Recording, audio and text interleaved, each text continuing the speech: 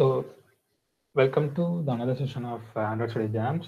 Uh, so this is the second time, this is the second session for people who already know some programming stuff. Oops. So we are going to get started today. Okay. Today we're going to see about functions and class and objects. The normal thing which we do in C and C++, which comes to object-oriented programming. And we are also going to see about extensions, which is like implementing data structures and things, which is already present in the language. And I'm going to explain till extensions, and my friend Ram will explain from generics and function manipulation. So let's get started. So we're going to start with functions. Yeah, so prerequisition, so it's up to you. You can just watch it or you can try it. I would prefer to try it out the code because thing is that even if you watch now, you'll definitely forget it. It is better to type side by side and try it out. You not doubt also, so it would be good to know. So yeah, so we're gonna start with functions. So yeah, functions is just separating code and calling it and implementing in a such a way that so that you can edit it properly at the end. So in Kotlin, there is no difference between function in a language. It is exactly same like we have in C and C++. So the main function will be called first, and the subfunctions from which we can call the subfunctions. And we have parameters. The thing is here is that the parameters we can define.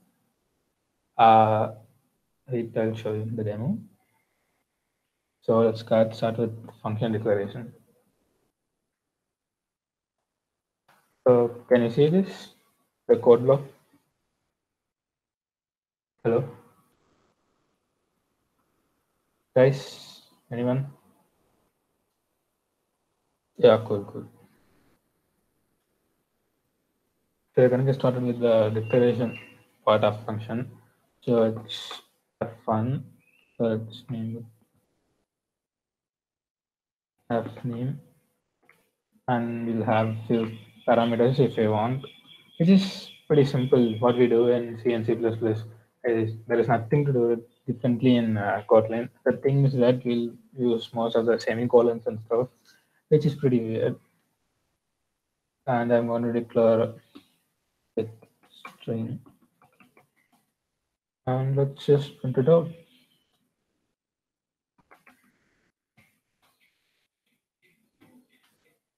So let's call this function.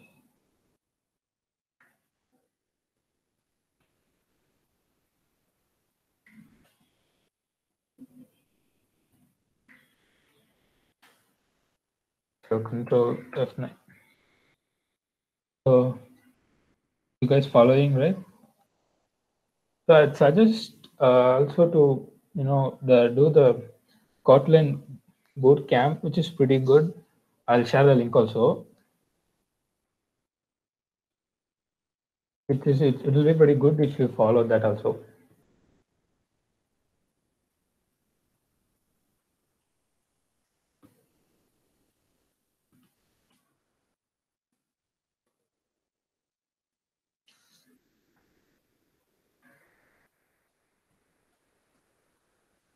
So okay, let's continue. If you have any doubts, you can ask at any time. Just put it in the chat box. We have like, two people answering the questions, Ram and Karthikeyan. So, yeah, okay, we'll go with returning values. So yeah,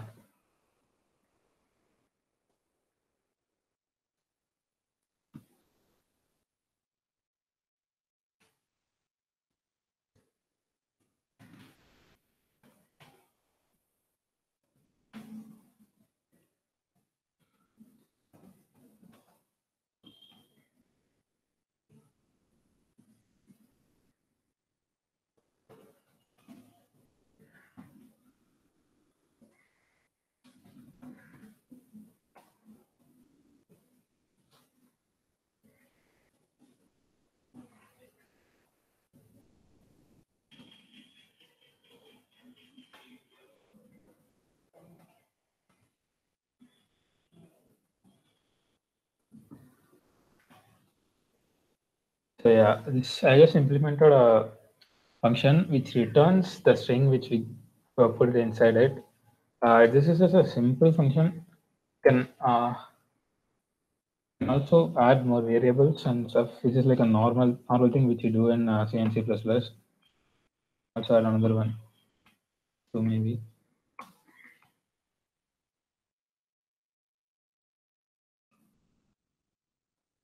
And can print it out here.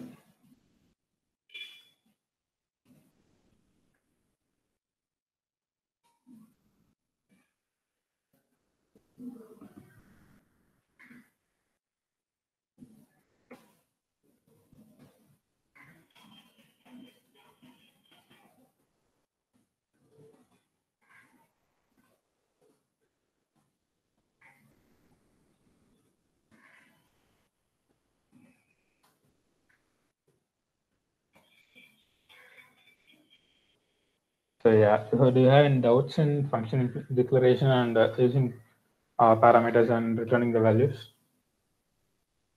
Anyone? So when you okay.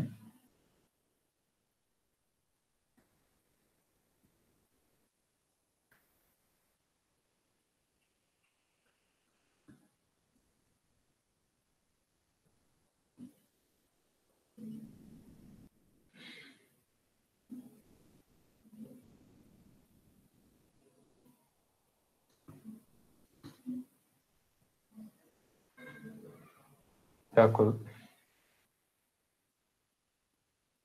So do you want me to zoom it in the code block?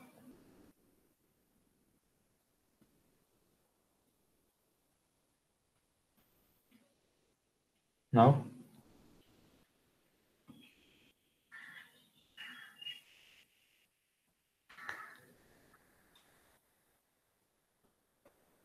Okay, let's continue. So yeah, yes, we can have, so the thing in Kotlin is that you can also have default values, like in C and C++, yeah, okay, I'll show you.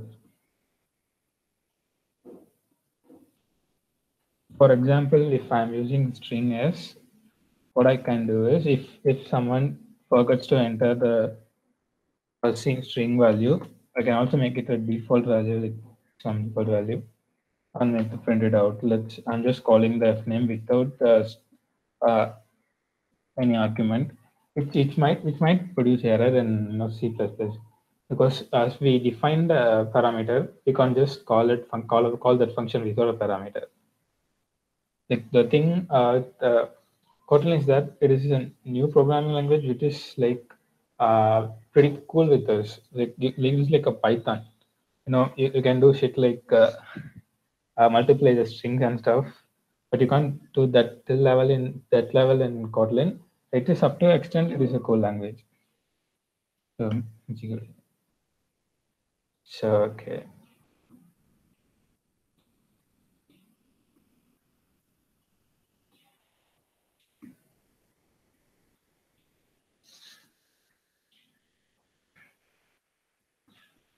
Okay.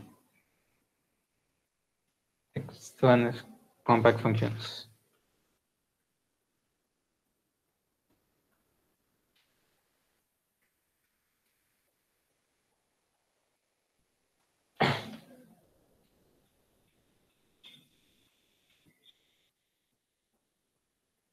Okay, let's get to compact function.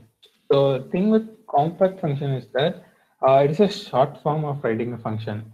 We have seen in Python you can do this without the tabs and spaces, right? So in Kotlin you can also do it without just uh, you know, closing brackets. Which is just like there is nothing fancy here. It's just a simple Python thing.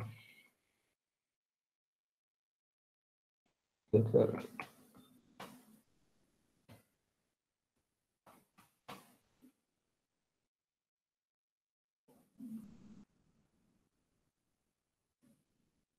okay, so what I'm doing here is I'm going to return a Okay.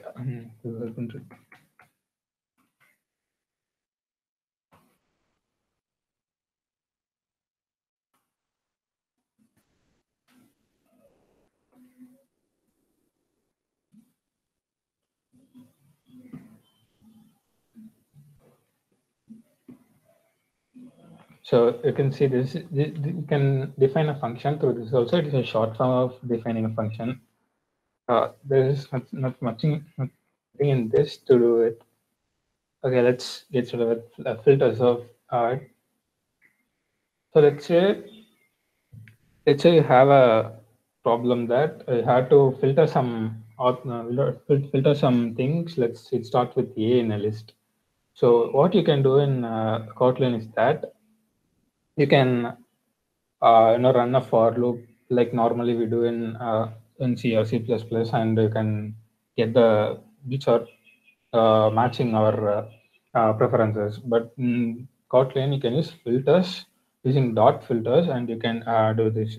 So if you can see the code lamp, which explains it pretty well.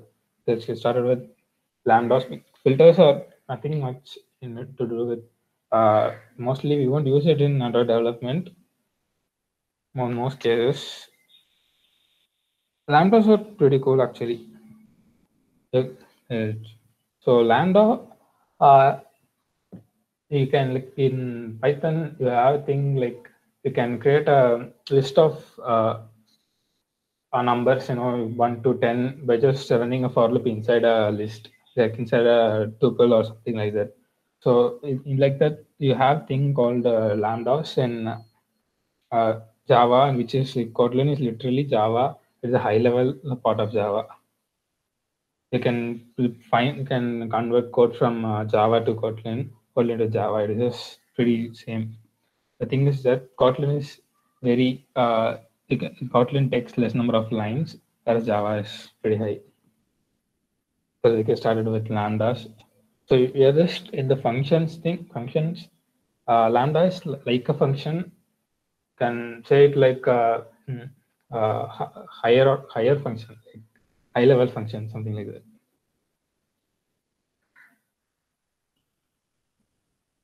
So okay, actually have to write lambda.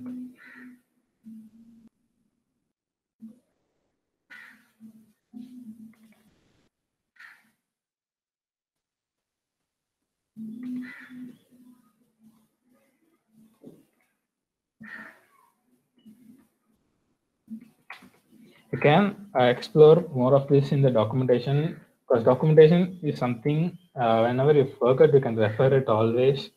It is pretty cool. You will not remember everything definitely in one day. You will not learn everything in one day. Better thing is that keep following the documentation also. You can learn a lot about documentations. So, for example, if you take, you should have learned this basic syntax in the last session yesterday. You can start with functions, and yeah, here you go lambda.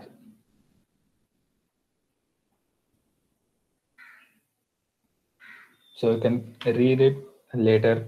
Else you can also read it now, which will be if you start coding, it will be good. You can learn it fast.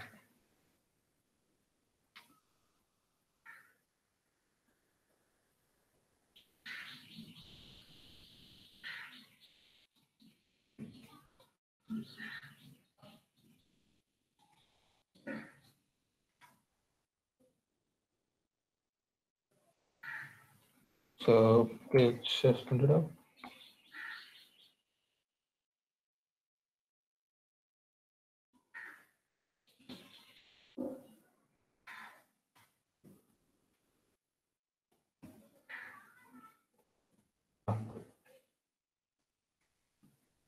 So you guys can see, I made a function like which I did really assigned it to a variable, and with that variable, I threw in two numbers in the parameter session, and I got the output.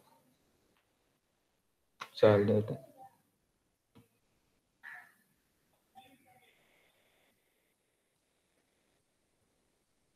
Yeah, okay, higher order functions.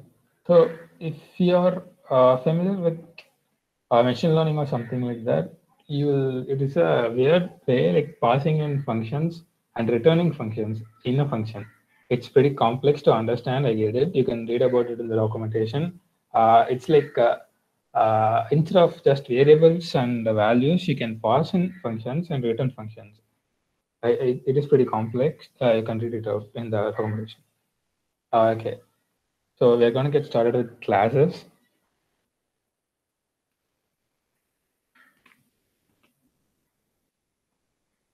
Kotlin is something very much similar to Java. Like you can do everything what you do in Java, and Kotlin offers some of the functionalities which are not available in Java too.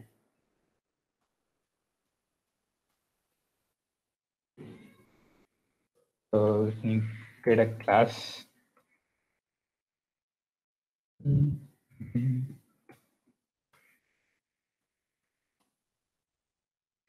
Yes, you can pass in parameters inside a class.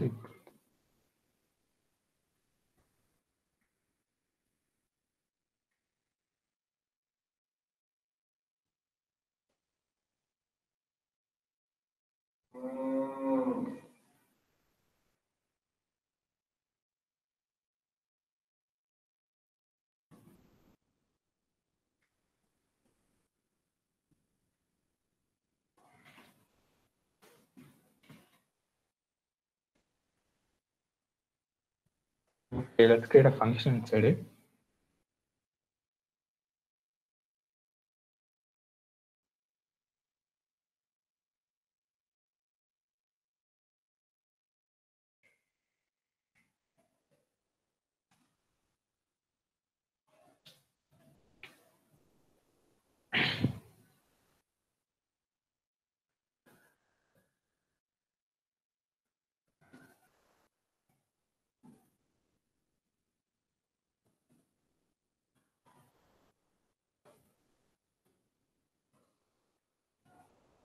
So this is a simple class. This is how you declare a class and write a function inside a class. So yeah, you can have similar variables, but the local variables cannot be same.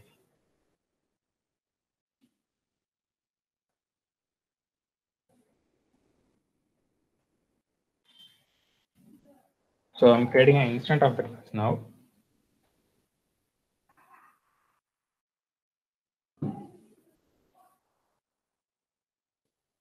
Now this is will have seen it.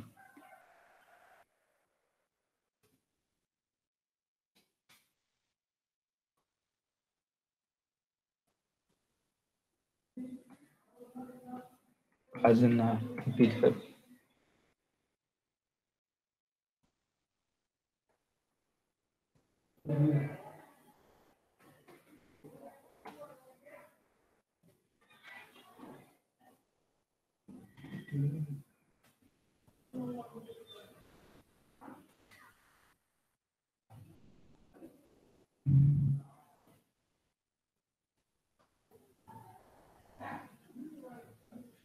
Okay.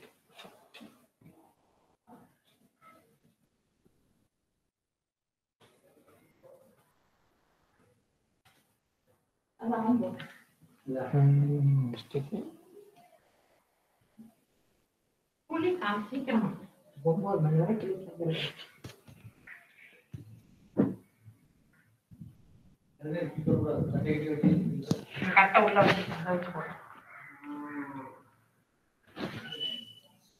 I can refer the documentation.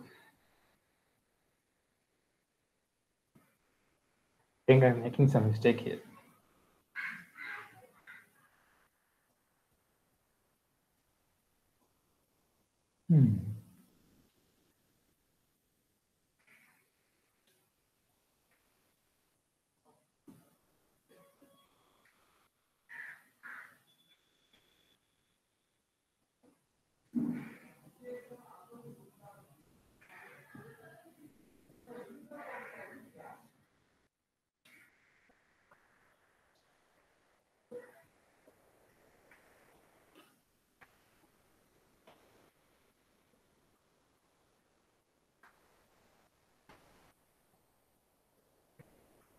Okay.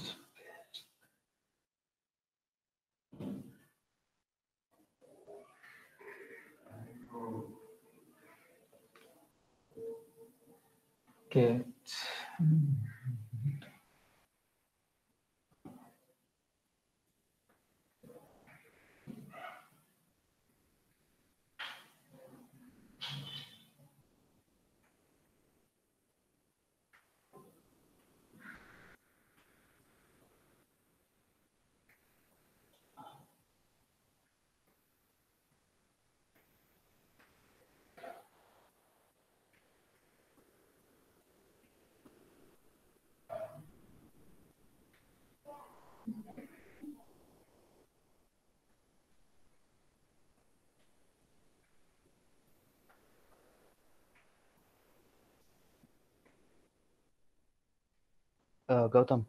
Yeah. Var I int equal to Yeah. I in போட்டிருக்க. Just check that out. Yeah, actually, it is allowed now. Okay, program can change it. Oh, I is int. Then yeah, cool. Okay. Yeah, allowed then. Am I making any other mistake here? Why don't you just pass the I into the function display? Okay.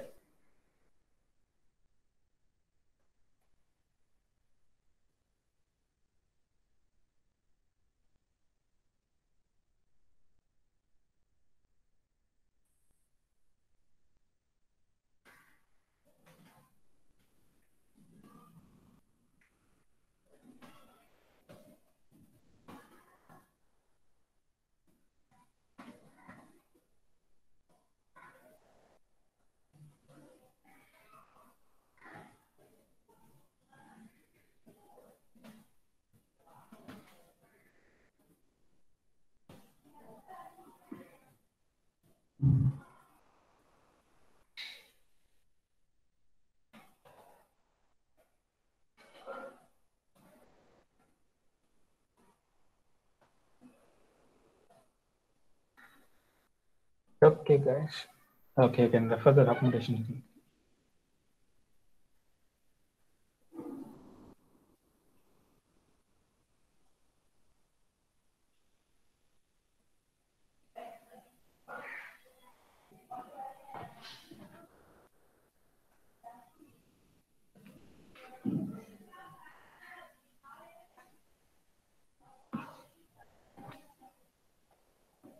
Okay. We'll try some other thing. Instead of we'll try printing something.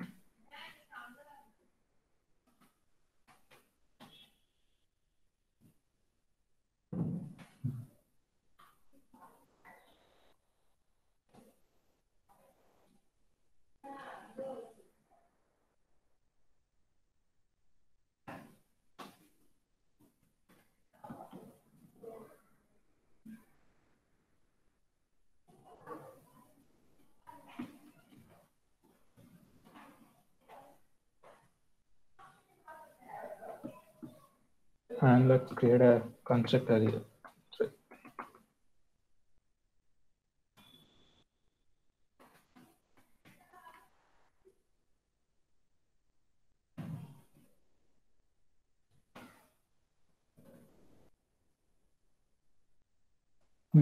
Okay. Oh, I'm putting string also.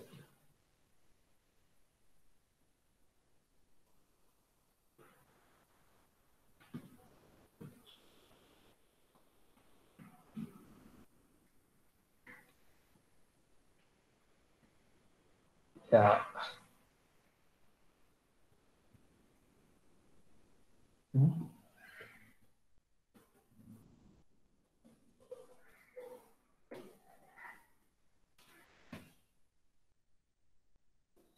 Yeah, cool.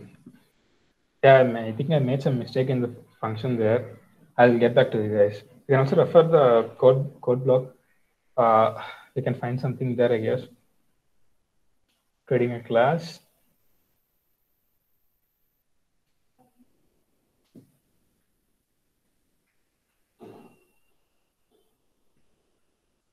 So let's move. I'll check it and let you know. So visible modifiers are the like you have private and public in CNC, right? So in Kotlin, I think we don't have anything like that. Default, the thing is it is public. But if you want to restrict something, you can also add private and public visible modifiers. For example, you have so so you have a thing called internal here. Uh, like within the library or the module, only there you can access a a variable or a function there. So let's continue the topic.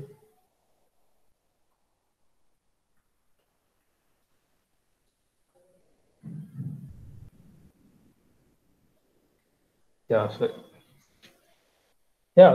so we can have subclasses and we can do inheritance. Thing with Kotlin is that you can also define a function inside a function, and it also like, does inheritance by itself. It takes in properties from the parent function like variables, and it can also have its own local variables. This thing like we do in classes, we can also have subclasses like we do in Java. This can inherit its parent class properties. Also, it can access the variables also. So let's go. I think you're going pretty fast. Good. Yeah, so data classes, these are like very small topics. Data classes which we use in Java to initialize the data. For example, let's say we have an object and let's say we have a class and we want like for example, if I'm a student and I want a few parameters in me, like I have a registration number, name, age, something like that. So I can use a data class to initialize those. And if I'm using some getting data from outside the database or something like that, I can just pass those strings into the data class and I can make it as a object of the data class so that I can easily access the data inside the object.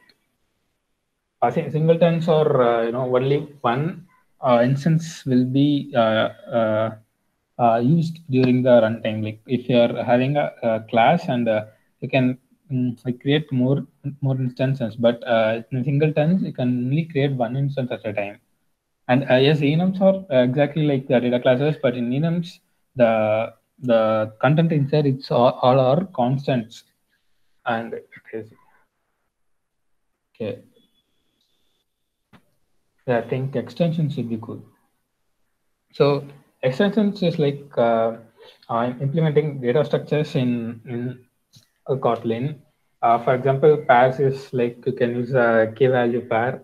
Like also you can use you have hash maps and triplets. Like you have a list. You can use things like that. A collection is exactly the data structure we are going to we're going to see now. Okay, it's a list or the mutable list. The thing in Kotlin is that the difference between var and val, right? So the var can be mutable and whereas val is immutable. Yeah, so everything in Kotlin is like separated into two things, that mutable and immutable, exactly like that. So we have constant, which is also which is also a mutable in a runtime. The thing with constants is it's a pretty so yeah. So like so it can yeah. So yeah, here you go. So like you can assign them a value at the compile time, but it is like a difference between val. So let's continue with, so let's implement some hash and stuff in Kotlin.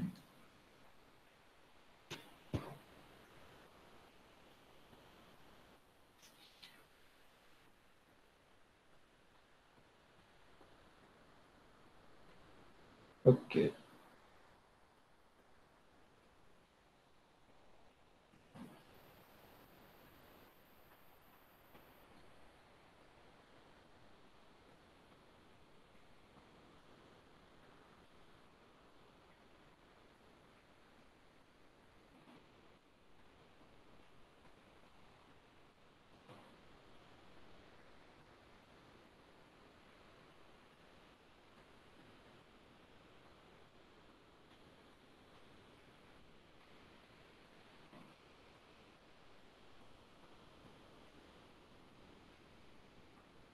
So yeah. So what this is it's uh, it's called pairs. We call so it is similar to a key value pair. Like we can get values from it through. It's pretty weird in Kotlin actually.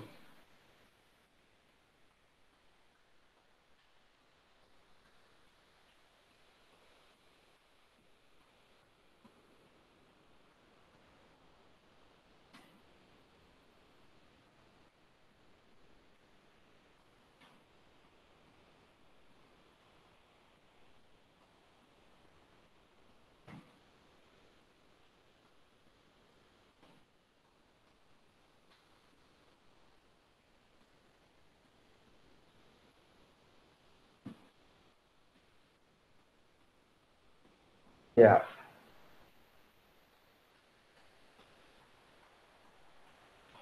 So we also have some other uh, extensions. You can extensions is like you can even write your own in Kotlin and you can add it to your project.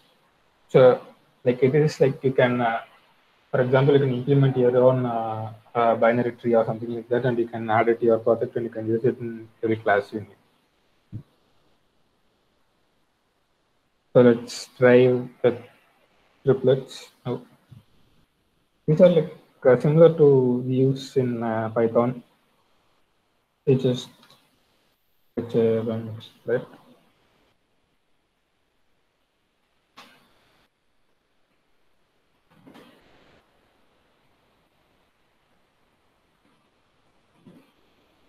I don't know if it's caps or small.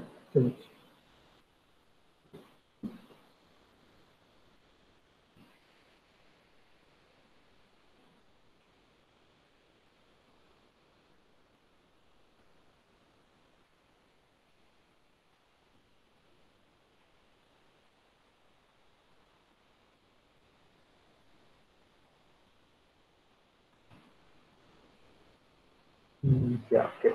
So I think it's cap.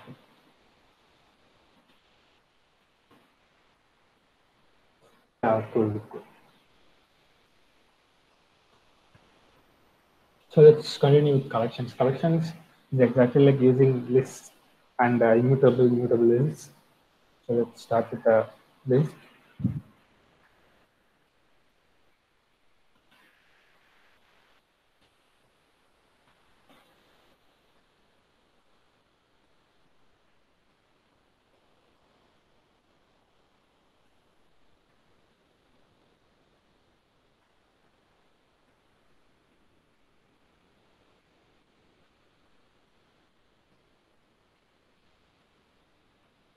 I think we can also sum this up, I guess. We'll try it out now.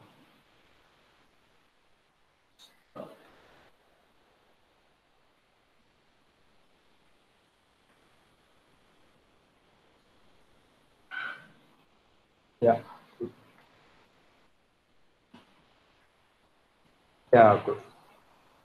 So you can also explore more about this in I'll share every code lamp because these are pretty good because you definitely can't get everything there. You should try to use your time and what the reducing. Yeah, actually the init. So yeah, you can place your constructor code inside the init. Also, there's a thing called secondary constructor. You can also learn about it. So I'll share all the code lamps.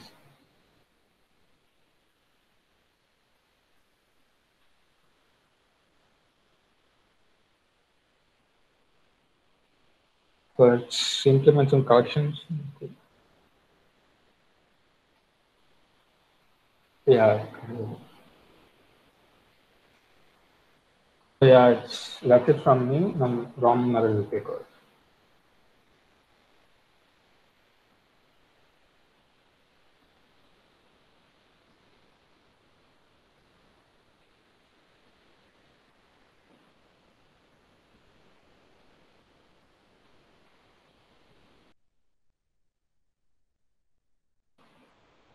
Rom. Yeah. Yeah. Hi everyone. Karthikeyan said he has a few words to say, so we're waiting for him for a bit. So once he's done, I'll start my session.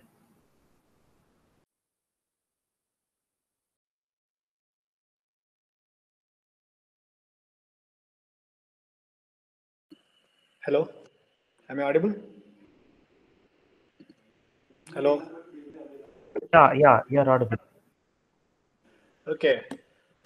Hi guys, it's me Karthikeyan again.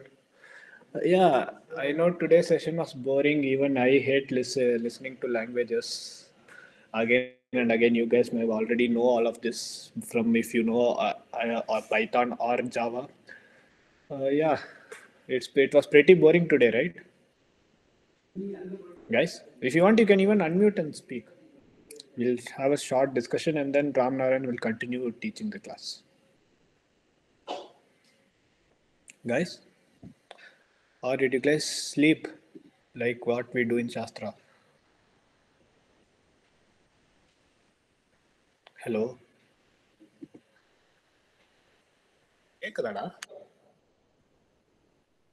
Okay, good. You didn't find it boring. Okay. Usually, what I do is I just for the learning the language part, I just go to the documentation and read through the documentation because if you see all languages are different, I accept that, but not the syntax doesn't actually vary a lot. It actually usually is similar, a lot similar. I find it pretty similar to Swift. For those who don't know what Swift is, it is used by Apple. Yeah, exactly. That's why these two sessions, this week we had to teach this. Some of you might find it boring because it was you already know Python and is just looking at the code you'd understand what was going on. But we had to teach this for the newcomers or for those who only know the low level language like C or CPP. Okay, so just bear with us. But I promise you, next week it will get interesting as we start Android. And Yeah, so actually the thing about Kotlin is that it's pretty cool. The thing is that if you try to do some projects, you could actually explore more. You also have there is a thing called Kotlin. I think I'll show you if you get it.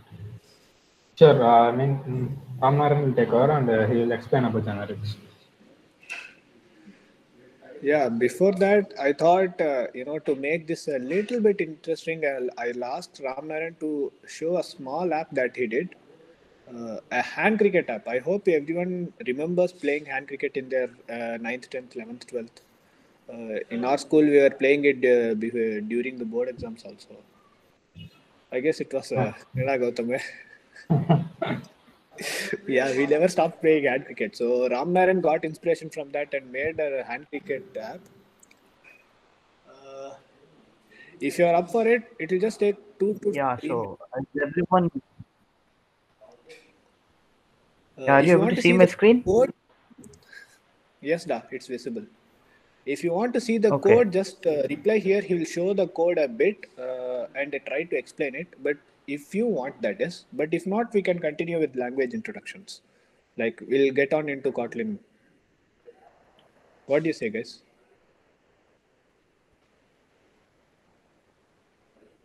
Sarah, you start with this, Ra. You explain the app. What is the app about? Okay. Uh, Okay. So hi everyone. I made this app because when I go in trains or buses to college, I won't have my friends with me, so and it'll be pretty boring. So what I thought was I'll make a hand cricket app and I'll start playing with the computer. So I'll just the game is going to play and we'll see what it does. So to you can read the instructions to understand how the game goes. Then you have the toss. Once you're done with the toss, you can choose whatever you want to do, like bat or ball, and you click on the numbers over there. And when you click play, the score will get updated, and so do the overs and the balls and the runs, uh, and the wicket if any. Like you see one now. Now in a few now the innings is completed. Now the computer is playing against us. When both the values are same, there's going to be a fall in the wicket. As you can see, the number is getting updated. So I made it in such a way that once 3 wickets are done, the game ends. Like your innings ends and the other innings has to start. So that's how I made this game. Now, if you are interested to see the code, yeah, you want the code. Okay, cool. I'll show you the code. It's there in my GitHub profile. Where's GitHub? Yeah, GitHub.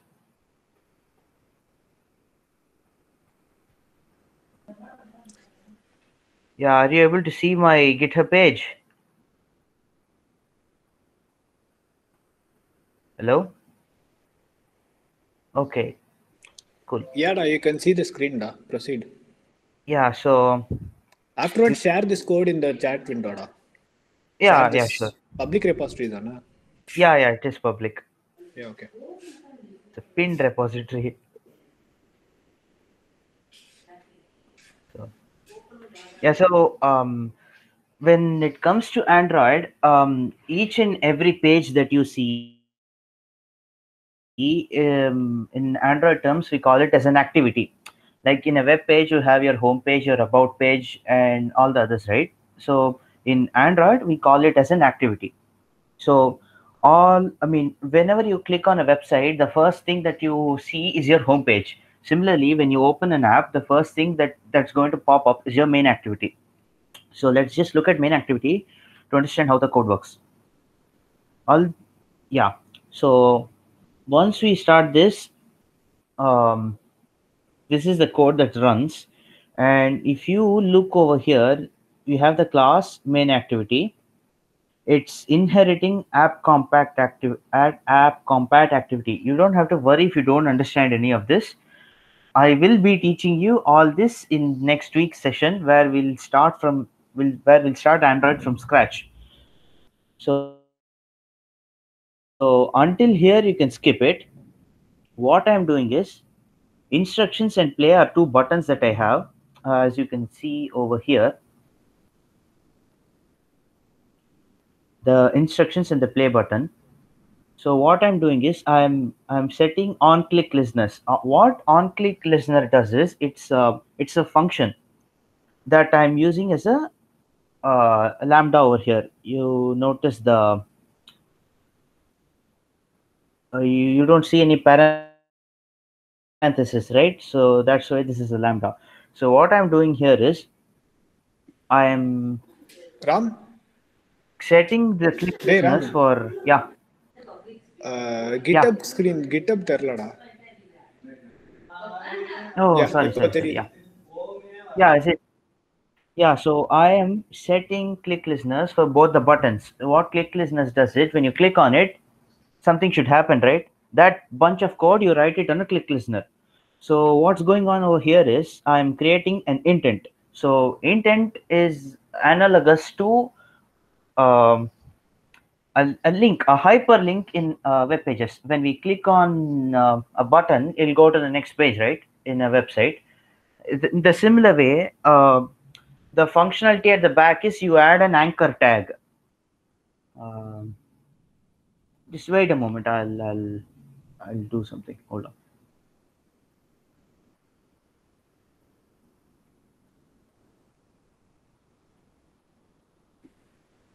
Yeah, now you should be able to see my entire screen.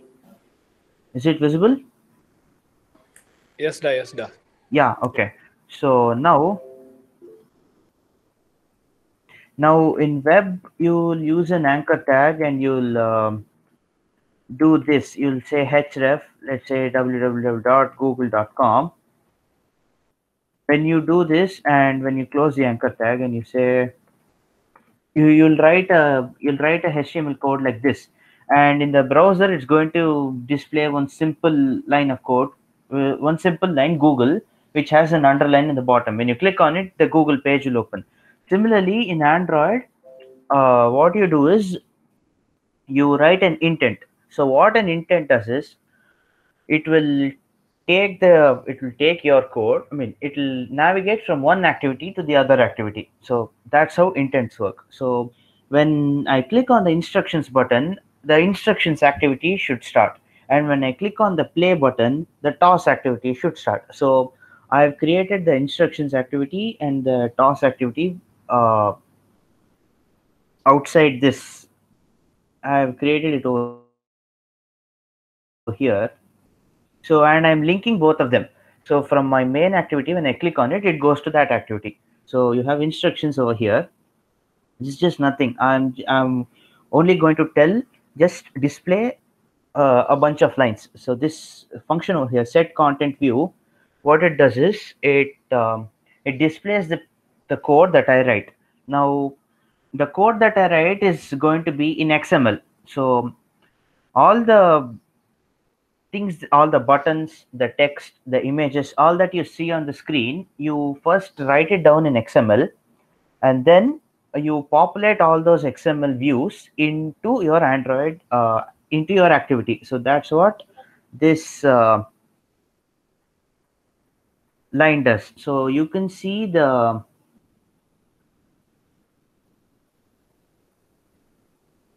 XML code over here, layout, instructions. So when you click on this, there you go. You find all the, this is the XML code. So inside a scroll view, you have a bunch of text views, and all these text views will show all the instructions. Here you can find at string ins underscore 7. I'll show you what that does. Values strings.xml. All the strings will be stored over here, and here you can see all my instructions. So you have instruction 1, to start the game, click on play. You will enter the toss page, choose heads or tails. All these instructions are in strings.xml. I link these strings into my XML, and that XML code will be populated by my activities. This is just a very high level understanding of Android. So you can see the core Kotlin code in some fun stuff like innings 1. Yeah. So look here. I'm using nullability that I taught you yesterday. And based on that, I've set a bunch of click listeners. And here you can see all those if-else statements that I taught you, and all the logical operators, the increment function for integers, and I'm converting it into 2 strings. I'm using that variable also.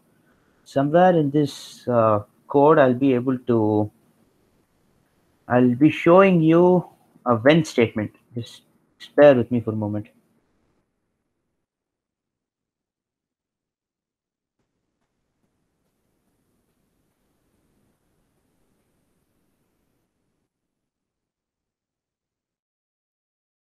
It should be in task. Yeah, there you go. When statement. So I am taking a random integer, and when that random integer is 0, I'm setting the value of the coin as heads. When it's 1, it's tails.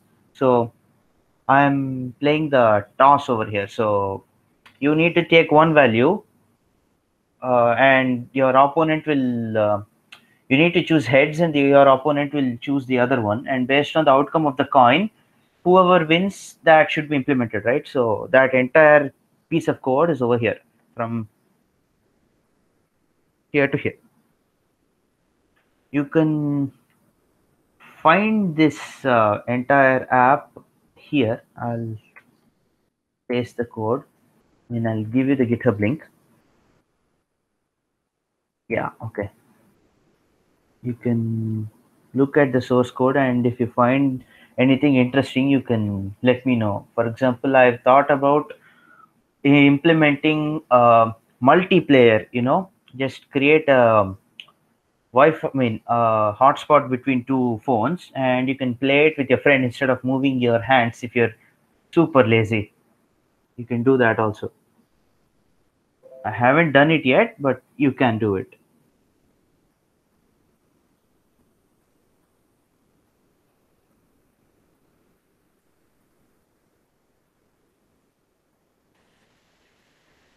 Guys, did you understand anything or it was just total blank?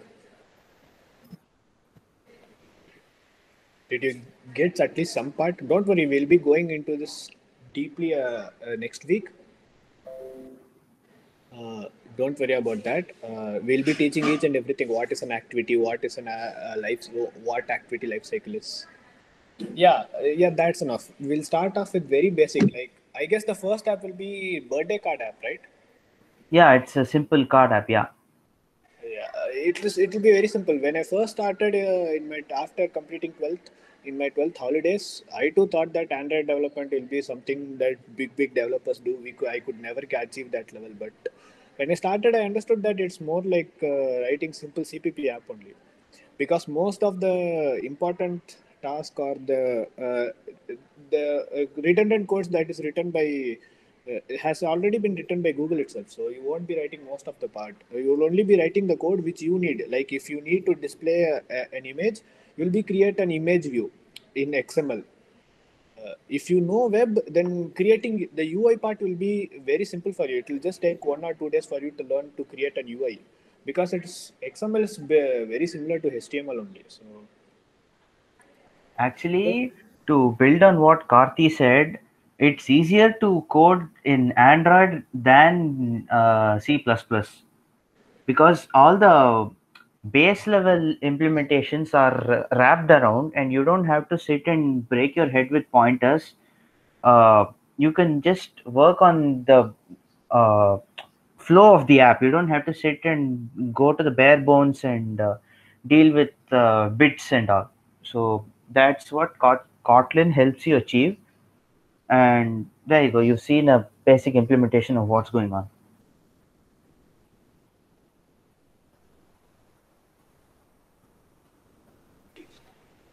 okay, Ram, are you going to teach today, or shall we wrap up this session?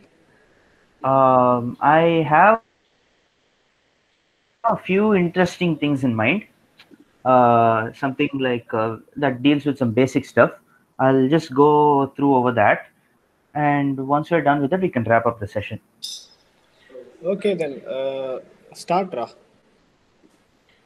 Yeah, cool. So, yeah. So let's learn about annotations. So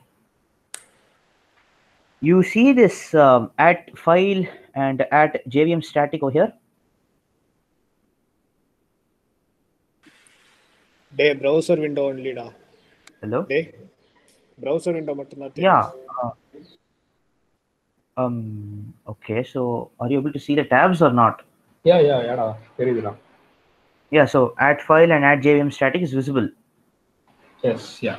Okay. So what annotations does is it's just it's a fun way of attaching metadata to code.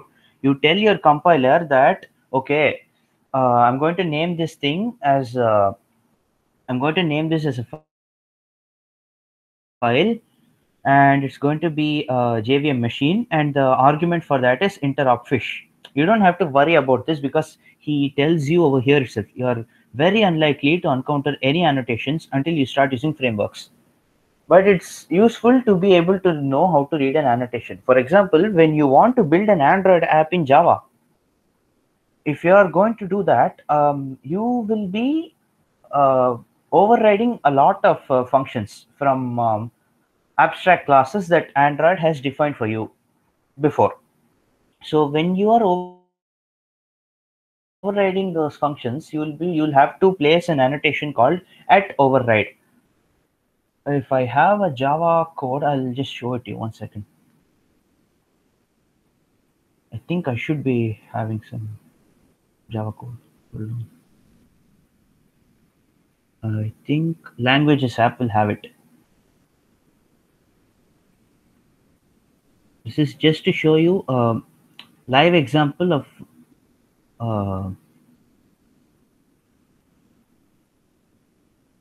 annotations. So in main activity.java, you have something called @override. So what this does is you're going to keep telling the compiler that this function is going to be overridden by me to do this job. Now what you have to do is take this function, compare it with the original app compat activities definition, and then do whatever you want properly. That's all annotations are. In Kotlin, you don't. I mean, you can use annotations, but for you don't have, like, when you don't have to put this @override specifically while calling on create, so you don't have to worry about that. Annotations are only a good way. It's an interoperability feature. Like if you want to deal with legacy Java code, you'll have to use annotations. He shows you over here. Yeah, he's using some old Java virtual machine static functions, so that's why he's using this JVM static annotation. This is just an example. You can check it out if you want, but be assured you won't be using this in Android. You don't have to worry about this. I personally completed this course, and only after this course I built that hand cricket app. I read this entire course and I built that app. So I didn't use any annotations or generics or extensions. I didn't use any of them in my hand cricket app.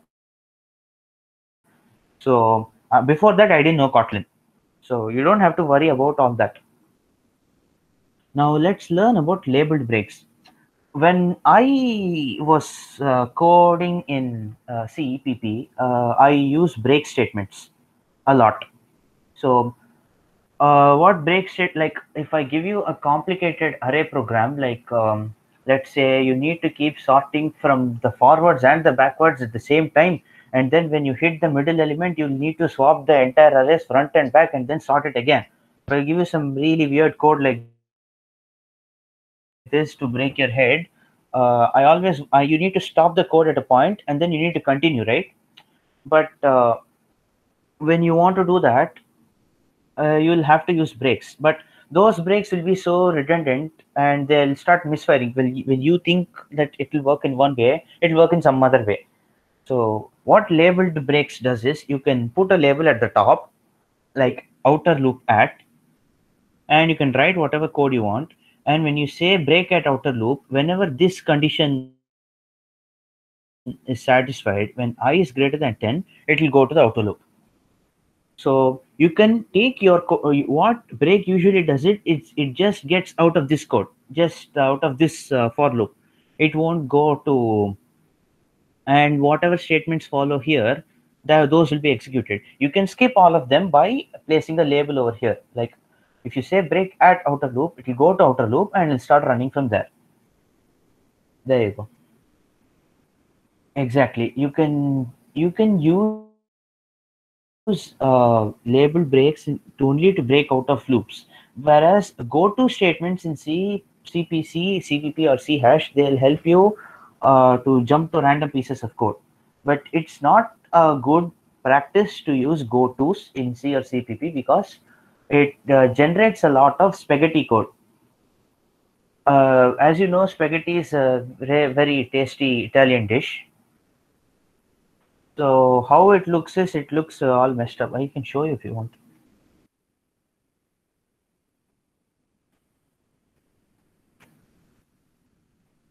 Yeah. So imagine if your code starts running over here, running amok like this. You have one end over here and you just can't find your other end. Assembly code looks like that. You'll have labels wherever you can see, and you'll have to jump up and down and front and back, and you after a point of time your head starts spinning. So go-tos help you help you generate a lot of spaghetti code. So that's why it's not advised to use go-tos. You can use labeled breaks in Kotlin if you want. Okay, so next one will be a simple lambda function. I think Gautam already told you. And for those of you who have a few doubts, you can say, I'll simply explain what this simple lambda does. So what we're doing is we're saying val filter equal to this piece of code. What this piece of code does is it's declaring a variable of type int, and it's dividing it by 2 and assigning the value of dirty into water filter. So when you call water filter of 30, 30 gets passed into dirty. Dirty by 2 is 15. 15 gets assigned to water filter. And when you click enter, you will be getting 15. Filter lambdas.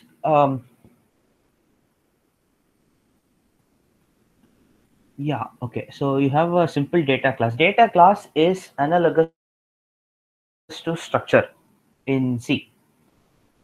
So you don't have to place any methods in a data class. So if you just want to hold some data, that's all. You create a data class. And to create a data class, the syntax will be data space class. That's all. Over. Now let's say I have a list of fish of Flipper, fish of Moby Dick, and fish of Dory. Now I'm going to create a filter, and that checks if the name contains an I. If it contains an I, it's going to print. Now look at my lambda. My fish.filter, if it contains I, join to string of comma. What we're doing is, okay, I'll show you an example. This gets passed into this filter, this lambda, and it will check it.name. Or as I told you yesterday, it refers to the each and every element of the list. So it will take Flipper, it will check if it has an I. It has an I. So it will append this comma and space, and then it will put it back into filter it.name. It does this for all the 3 elements. So for fish and for Moby Dick and Dory, it takes Moby Dick. This condition is satisfied. It contains an I, so it attaches your comma and space, and you have it printed over here. The join.toString function creates a string by joining the filtered name separated by the string specified. There you go. It's a useful function in the Kotlin standard library. Let's learn about inline functions. You know, inline functions are they just okay. Inline functions are used to, let's say you have a function to increment variable. You have a separate function for that. Now, if you want to keep calling that function, your compiler has to stop there. It has to go to that function and it has to return. You can save all this time by placing the keyword inline. Now, what inline does is it will by placing this keyword called inline. So what the compiler does is it will, instead of taking the control flow to the function definition, it will replace the function code at the call. Now, if the function is over here and you have some 100 lines of code in between, and you're calling mywidth over here, every time you call mywidth, it has to skip all this code. Like, it has to skip all this intermediate code, jump over here, execute, come back, jump, come back, jump, come back. So all this jumping time, you can just eliminate it when you use something called inline. When you use inline, this code, this override, this name.capitalize, this entire piece of code will just be written over here. Yeah, exactly. Fish.name.capitalize. This entire code will just become this one line. That code just the code just gets copied over here, or copied at the call, and so all the jumping time can be reduced. You will not be using higher order functions or single abstract methods in anywhere now. as I said, this is only to deal with legacy Java code. Look here, you have java.run, you have a runnable object. All this is ancient Java code that you will not be using for in all throughout this course. If it comes, you don't have to worry. I'll teach you again at that time. So I think that's all for this session, guys. Karthi?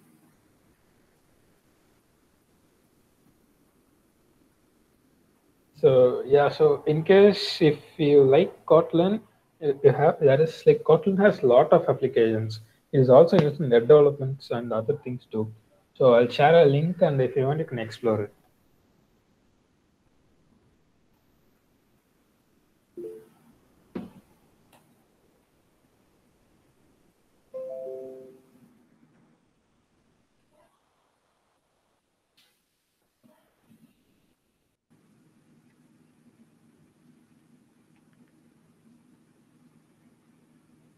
Yeah, that's all in this session, guys.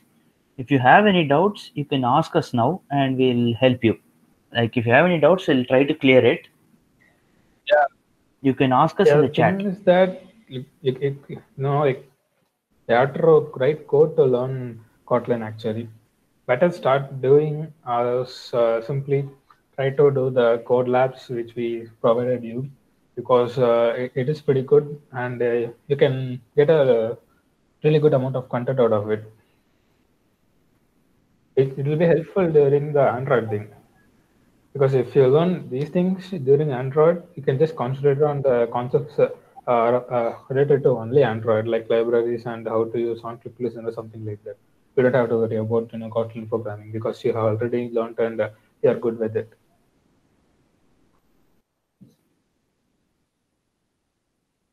So, do you have any other doubts?